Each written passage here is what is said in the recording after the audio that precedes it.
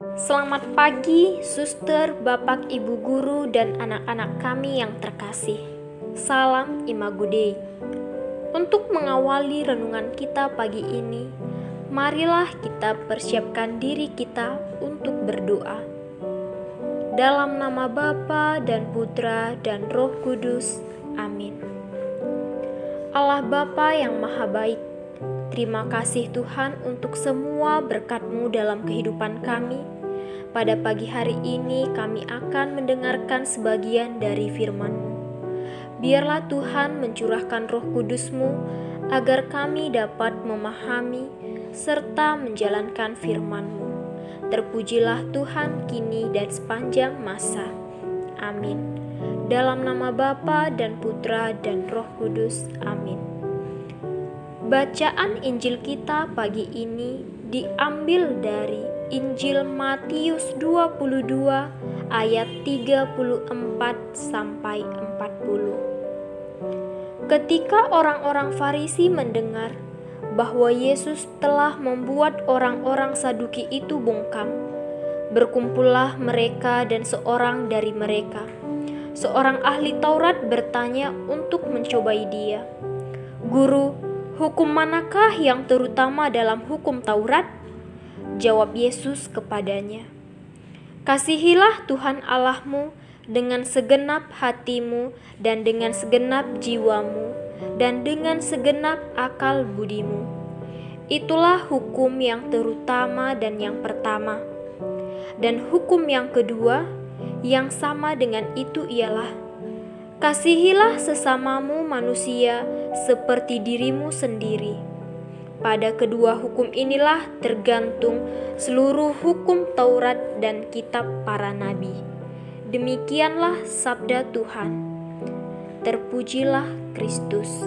Bapak, ibu guru, suster, dan anak-anak kami yang terkasih, kualitas seseorang ditentukan oleh kepribadiannya, bukan oleh ras dan asal-usul daerahnya.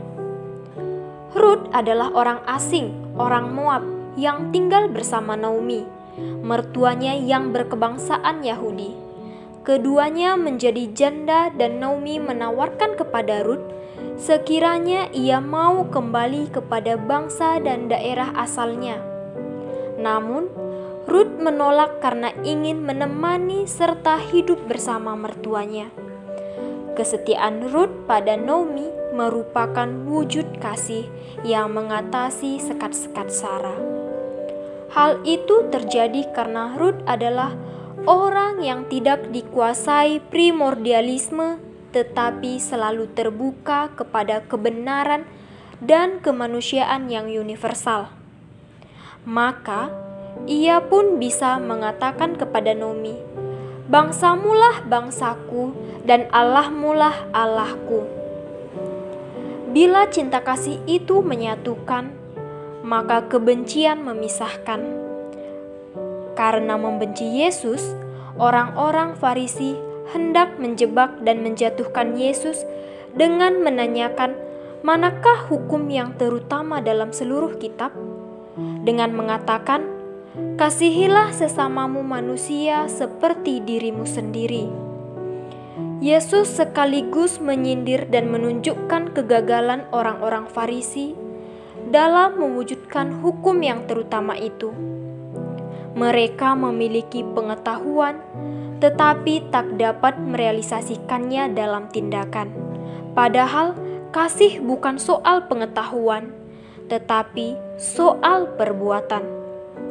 Orang-orang Farisi itu bermutu dalam ilmu, tetapi tak berkualitas dalam amal kasih.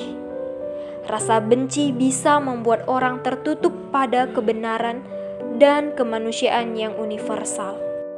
Marilah berdoa. Dalam nama Bapa dan Putra dan Roh Kudus. Amin. Bapa yang baik, kembali kami mengucap syukur kepadamu karena berkat dan kasih-Mu masih dapat kami rasakan hingga saat ini. Tuhan, kami sudah mendengarkan sedikit dari firman-Mu. Kiranya kami dapat memahami dan menerapkan dalam hidup kami. Terpujilah Dikau ya Tuhan, kini dan sepanjang masa. Amin. Dalam nama Bapa dan Putra dan Roh Kudus. Amin.